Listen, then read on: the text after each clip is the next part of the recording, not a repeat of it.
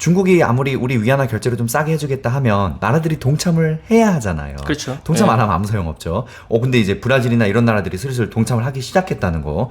저는 이걸 굉장히 지금 센세이션하게 봤거든요. 사실은 중국은 그 위안화 국제화를 하려고 굉장히 예전부터 노력을 많이 해왔어요. 근데 이제 안 예, 따라가고 예. 있죠. 그게 뭐 2010년 초반에부터 그때 이제 시진핑 집권 초기부터 위안화 국제화 이 얘기를 초반에 굉장히 많이 하고 그 다음에 IMF SDR에 편입이 됐어요. 그것도 굉장히 놀라웠어요. 사실은 업계에서는 그거 안 될 거라고 생각했는데 위안화가 IMF SDR에 들어갔고 그러면서 이제 했는데 뭐 2015년에 위안화가 갑자기 뭐 절하되고 뭐 여러 가지 이벤트가 발생하고 중국에 대한 불안감, 그 다음에 뭐 그 달러 예치금도 막 줄어들고 지급 준비율이 아니고 이제 달러 보유 자체도 막 잔고가 줄고 하다 보니까 좀 불안하게 했었는데 지금은 오히려 중국한테는 굉장히 좋은 뉴스. 중국이 예전부터 하고 싶었던 게 어떻게 보면 지금 좀 되고 있는 그런 상황으로 보여집니다. 네. 갑자기 생각지도 않은 상황에 중국이 좀 잘 풀리는 것 같더라고요. 네, 맞습니다. 다음 질문도 그래서 중국 이야기 마침 갖고 왔거든요. 예. 중국이 사실 봉쇄 정책 지금 끝낸 지 벌써 좀 됐습니다. 네. 리오프닝 이 얘기 지겹게 들은 것 같은데 이거에 대해서 사실 지금 시장이 좀 너무 반등을 안 하고 있는 것 같아요. 네. 유럽 같은 경우는 지금 쫙쫙쫙 올라가고 미국도 좀 1월부터 해갖고 반등을 시작했는데 코스피도 많이 올라갔죠. 그 슈퍼맨들이 갑자기 등장하면서 네. 그런데도 불구하고 지금 중국 같은 경우만 그렇지 않고 있어요. 이거 어떻게 생각하세요? 제가 저번에 나와서도 제가 중국이라는 나라에 대해서는 되게 긍정적으로 판단을 하고 누구보다 괜찮게 생각하는데 주식시장은 좀 다르다고 그렇죠. 제가 말씀을 투자의 관점에서는 꼭 다르게 보라고 말씀하셨죠. 그러니까 저는 이제 자본주의가 중요하다. 자본주의가 얼마만큼 성숙돼 있느냐가 중요한 거죠. 그 나라에. 근데 이제 중국의 지금 뭐 경제 성장률은 본인들이 얘기하기에는 이제 5%라고 하고 뭐 최근에 이제 뭐 제가 다른 데 통해서 보면 5% 이상 나올 거라고 얘기하는 사람도 있더라고요. 올해. 그래서 전반적인 이제 경제 상황이나 돌아가는 거는 긍정적으로 저도 보고 있고요. 잘 될 거라고 보는데 사실은 이제 중국이 이제 그 집중하는 곳, 중국이 얘네들은 이제 좀 장기 플랜이잖아요. 이게 이제 장점이자 단점일 수도 있는데 이제 이미 그 시진핑이 장기 집권이 이제 확정이 됐고 장기 플랜을 하면서 어떤 산업을 키우겠다 뭐 이렇게 이제 계속 이제 집중적으로 하고 있는데 이 기본적인 그 사회주의 사상이 깔려 있는 것 같아요. 그러니까 기업이 사회의 복지를 위해서 뭔가 움직여야 된다라는 사회주의 사상이 있어요. 그렇죠. 중국이 제가 중국 가서 놀란 게 뭐냐면 중국에서 우리나라도 따지면 이제 KBS 같은 공영방송 있잖아요. CCTV 보는데 CCTV에 그 기업 총수들이 다 나와서 방송을 같이 하는 거예요. 그러니까 우리나라 같으면은 상상을 하기 그렇죠. 어렵죠.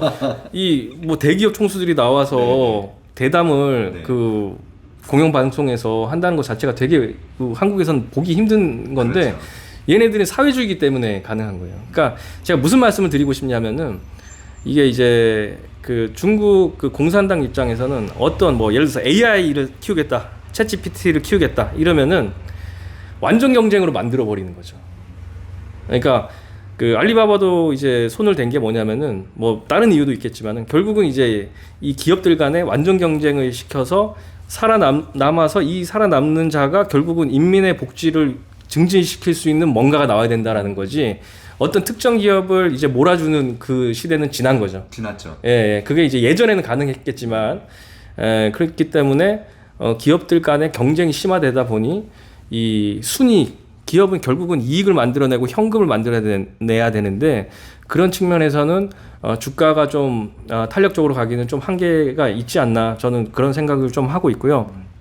다만 올해 뭐 1월 달부터 한 4월 달부터 정도 보면은 중국의 이제 테크 기업들은 그래도 꽤 상승을 했어요. 그래서 뭐 예를 들어서 CSI 차이나 인터넷 ETF라고 있어요. 미국의 KWEB ETF인데 이게 한 6개월 수익률이 한 30% 정도고 그 다음에 이제 CSI 300이라고 해서 대형주 ETF는 한 10% 정도거든요. 그래서 그 인터넷 기업들은 지금 수익률이 좀 괜찮은 상황. 그래서 저는 이제 중국을 조금 이제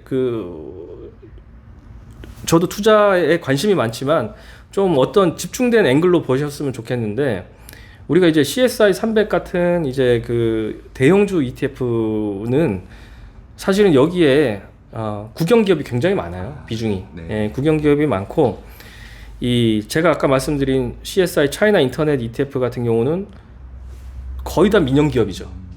예. 그래서 사실 국영 기업하고 민영 기업하고 경쟁을 놓고 보면 사실 누가 이기겠어요? 거기는 국영 기업이 아무래도 회사의 수익적인 측면에서 보면은 네네네. 제가 채권 투자자라면 국영 기업 할 것 같은데 망하진 않죠. 네네. 예. 근데 이 주식의 관점에서 놓고 보면은 이 확장성이 국영 기업은 네네. 굳이 리스크를 안 지잖아요.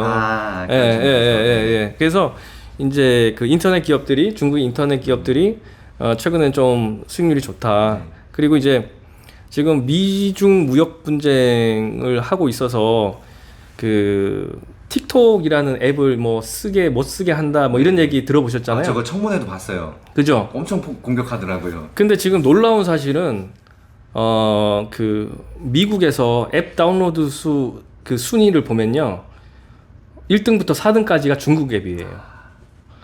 네, 그래서 뭐 테무, 쉬인, 뭐 틱톡, 캡컷 뭐 이렇게 이 5등이 페이스북이더라고요. 페이스북이 그러니까 5등이라고. 예. 어마어마하네요. 예. 그래서 한국도 지금 1등이 알리익스프레스인가? 네. 저도 알리택배 하루에 한 5개를 쓰고 있어요. 그래서 지금 중국의 빅테크 기업들이 지금 이 무역 분쟁 속에서도 미국에서 살아남고 이게 승승장구하는 게 굉장히 놀라운 거죠. 그러네요. 1, 2, 3, 4위를 다 차지하고 있는 거면. 그러니까요. 그래서 어마어마하네요. 사실 그 중국의 이 상업 유전자가 굉장히 좀 오랫동안 지속이 돼 있잖아요. 예, 그러니까 뭐 판관, 포청천 이런 거 보시면 이미 송나라 때 이 신용 결제하고 네네. 그 다음에 계좌 이체하고 계좌 이체. 이미 다 돼요. 예, 그래서 중국은 굉장히 그런 이제 커머셜한 이제 그 상업에 굉장히 뭐 잘할 수 있는 그런 유전인자도 있고 그런 비즈니스를 이미 미국에서 성공을 한 거죠. 그래서 저도 지난주에 이제 중국 친구들을 만나서 물어봤어요. 이 테무라는 앱이 1등인데 어떻게 미국에서 1등을 할 수 있냐. 예, 그래서 테무가 이제 핀더더라는 이제 나스닥에 상장된 주식이에요. 뭐 제가 주식을 권유드리는 건 아니고 네네. 아무튼 나스닥 민영 기업이다 이 말씀을 드리고 싶고 그래서 테무가 그 사용자들이 정말 좋아할 수밖에 없는 요소를 만들어냈더라고요. 예. 그걸 또 규모의 경제로 만든 거예요. 예, 그래서 그런 대단한 그 중국의 그 빅테크 기업들이 어느 정도 선방을 지금 미국에서도 선방을 하고 있고 한국에서도 지금 선방하고 있잖아요. 그래서 그런 거 보면은 사실은 중국의 투자 앵글을 너무 전통적인 그런 그 산업군보다는 조금 이런 쪽으로 좀 앵글을 바꿔보시는 것도 어떨까 뭐 그런 뭐 생각을 또 하고 있습니다. 예.